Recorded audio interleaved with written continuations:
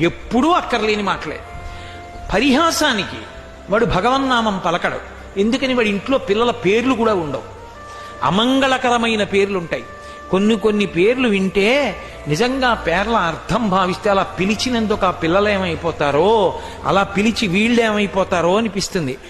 దానికి ఏం అర్థం ఉండదు.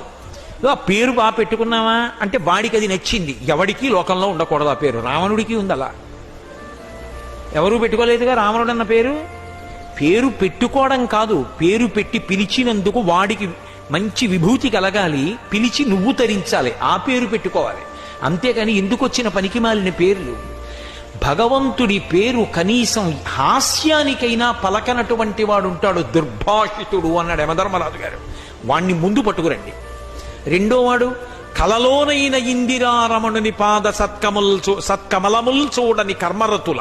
వాడికి ఎప్పుడు పనిలేదు, వాడికి ఎప్పుడు ఖాళీ ఉండదు. ఎప్పుడు బతికున్నంత కాలం కబంధుడు అని రామాయణంలో రాక్షసుడు ఉంటాడు. వాడికి కళ్ళు ఉండవు.